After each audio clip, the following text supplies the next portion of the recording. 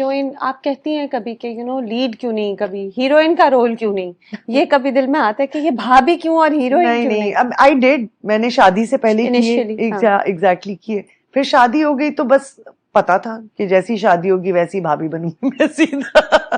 और वो अब यही ऐसे हुआ। नहीं होता। अब ऐसे नहीं नहीं होता। होता। 8 साल पहले ऐसे ही हो रहा था। जहाँ शादी हुई भाभी बन शादी जाते हुई, हैं। फौरन आप भाभी बन गए या साइड के कैरेक्टर्स मिल गए। तो और फिर पहले एक बहुत ज्यादा वो था कि अब वेट आपको बहुत पतला होना पड़ेगा, ये चीजें पहले बहुत देखी जाती थी, अब नहीं है।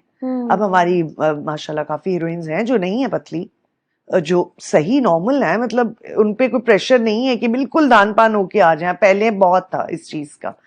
तो फिर मैं जाहिर है शादी के फौरन बाद नहीं काम कर सकती थी, और फिर ये कैरेक्टर्स मुझे ऐसे ऑफर होने लगे, मैंने ये करने लगी। लेकिन मुझे ऐसे नहीं होता कभी भी कि मैं हीरोइन हीरोइन आने का कोई फायदा नहीं है, मतलब मुझे लगता है ये ज्यादा अच्छा कैरेक्टर, अच्छा है। एग्जैक्टली, अच्छा रोल हो। अच्छा रोल हो। हाँ। कुछ हो जो आप बात कर रहे हैं तो कोई मैसेज जा रहा है, कोई बात जा रही है आपके कैरेक्टर से। मेमोरेबल हो। एग्जैक्टली, कैरेक्टर मेमोरेबल होना चाहिए। बिल्कुल, स्पाइन होनी चाहिए कैरेक्टर में, हाँ। बस मुझे ये होता है। मैं ऐसा नहीं कर सकती कि बस मैं बैठी हूँ और भाभी है ये, हाँ जो ये तो बस ना फिर रही है, एटलीस्ट चाय इतना ना लाई, करे। हाँ ये नहीं हो सकता, ये नहीं हो हाँ। सकता। नहीं, आई थिंक वाकई नैरेटिव चेंज हो रहे हैं बिल्कुल या ऑडियंस की परसेप्शन चेंज हो रही है। बिल्कुल। तो उस जमाने में होता था कि हीरोइन बिल्कुल पतली हो, एक पर्टिकुलर लुक हो, बिल्कुल और शादीशुदा ना हो। बिल्कुल आपसे बिल्कुल। कहा जाता था कि शादी हो गई है तो अब आप, या आपको हाँ, बस फीलिंग आई? नहीं बस उसके बाद कैरेक्टर्स ही ऐसे ऑफर होने लगे आपने कभी ऑटोमेटिकली। आपने कभी ब्रेक ली एक्टिंग की? एक्टिंग की ब्रेक मैंने नहीं ली, नहीं ली कभी इवन भी व्हेन यू नहीं। Had your children? नो, हम्म। मैं तो बल्कि 8 मंथ्स तक शूट पे ही थी, हाँ। कर रही थी दोनों बच्चियों की बारी। मैं अच्छा। 7 मंथ्स 8 मंथ्स तक मैं शूटिंग कर रही थी, फिर हम्म। गई मेटर्निटी ब्रेक पे गई, डिलीवरी करके वापस आ गई, फिर शूट ज्वाइन कर ली। ओह सो मच एनर्जी, या, माशाल्लाह, दैट्स ग्रेट। बस उस वक्त हो गया। अब नहीं हो सकता। तो ठीक है ना, हो गया। अच्छा, सो बीइंग अ मदर, ये मैंने सोचा था because as a mother myself वाकई रोंगटे खड़े होते हैं जब आप जमा तक सीन देखते हैं, स्पेशली जब भी। तो being a mother, was it more difficult for you? और आपकी 2 बेटियां हैं। बिल्कुल बिल्कुल, वेरी डिफिकल्ट। मैं तो आमना को, जब आमना का सीन मैंने देखा तो मैंने आमना को कॉल की, मैंने कहा यार you just nailed it. I think मैं होती तो मैं भी यूं ही पीटती अपने आप को, अगर मैं इन बच्चियों की माँ बनी होती तो। आई थिंक मैं शायद उस वक्त रो भी ज्यादा इसीलिए रही थी, मैं उस वक्त रो रही थी जब आमना वो सीन परफॉर्म कर रही थी कि कितना डिफिकल्ट है ये चीज। जिस माँ पे गुजरती है ये उसी को पता होता है।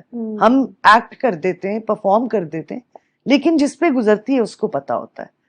लेकिन बहुत डिफिकल्ट बात है ये, और जाहिर है इस चीज का तो मुझे इतना था, मैं रो रो के पागल हुई हुई थी 2-3 घंटों तक। I was not in my senses जब ये 10th और 9th एपिसोड मैंने देखा है तो। आई थिंक कास्ट इतना फील कर रही थी कि इट्स बहुत कम आउट ज्यादा, ऑन स्क्रीन। बिल्कुल it's come out on screen के बिल्कुल। वाकई, मतलब हमने वो इम्पोर्टेंट सीन देखा तो आप लोगों के लिए भी उतना ही इम्पोर्टेंट था जब आप बहुत परफॉर्म कर ज्यादा, और रहे आई थे। थिंक हमने जब कंपाइल होके टीवी पे जब देखा है ऐसे बैठ के तो वो और हिट कर गया हम लोग को। I think everybody was crying. जब मेरी आमना को मैंने कॉल की, मैंने कहा आमना यू डिड सो वेल।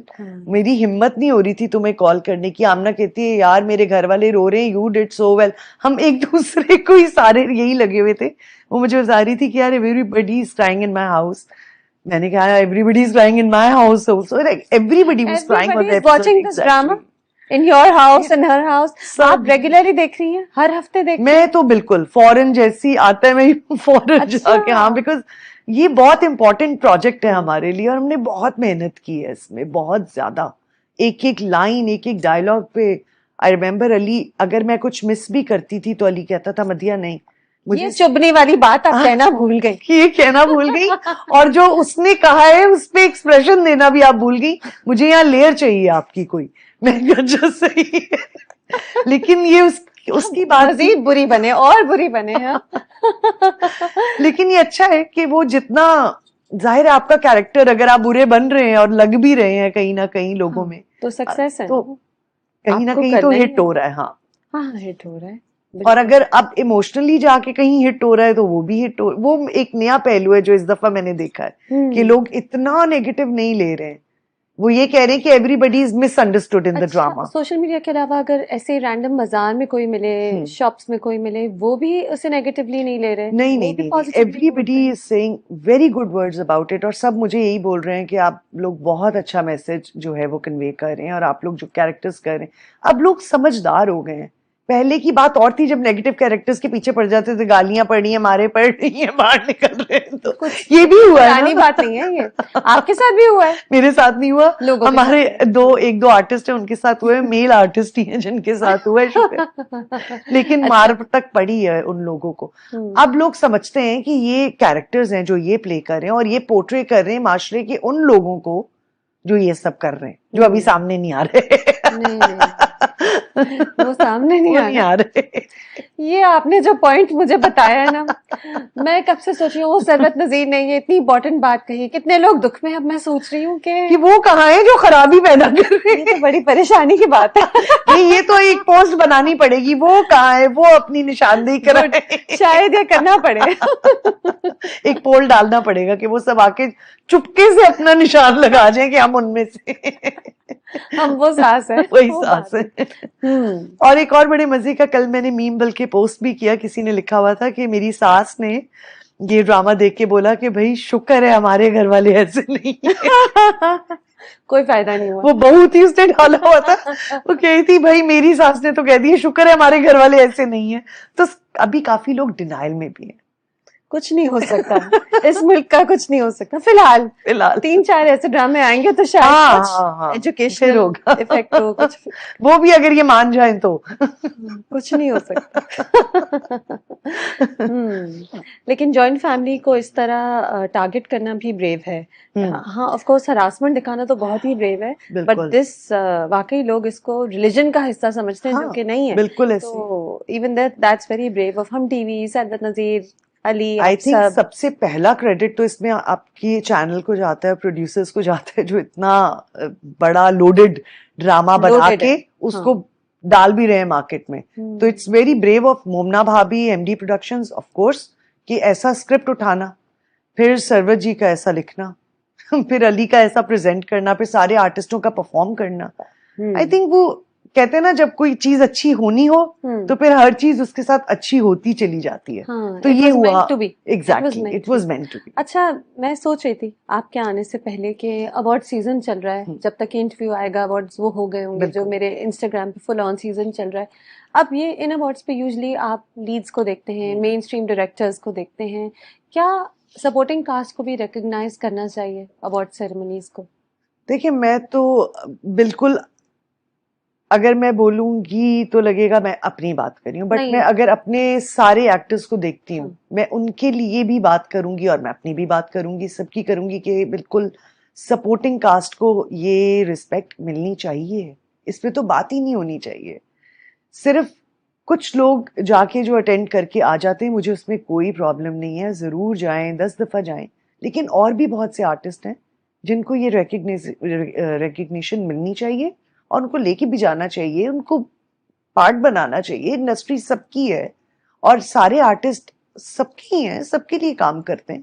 जो अच्छे सपोर्टिंग एक्टर्स हैं, जो काम कर रहे हैं, और जो आई थिंक मिलनी चाहिए रिकग्निशन, और उनको होना भी चाहिए अवार्ड। और स्पेशली अब जब एक ड्रामा का सक्सेस सिर्फ हीरो हीरोइन पे, आप अच्छे ड्रामे हीरो हीरोइन पे डिपेंडेंट ही नहीं है, सारी कास्ट अच्छी होती है, माँ भी अच्छी और बाप भी अच्छी और भाई का रोल भी अच्छा प्ले हो रहा है, भाभी का भी, तब भी वो ड्रामा वो वर्क बनता है जो सब देख रहे हैं और सब तारीफ कर रहे हैं। बिल्कुल। तो अब तो वाकई मैं आपको एक बात बताऊं, ये तो बहुत सिंपल सा एक फॉर्मूला है कि हीरो हीरोइन को आप कास्ट करें और फिर आप पूरा ड्रामा बना के मुझे सिर्फ दिखा दें। नहीं हो सकता ना।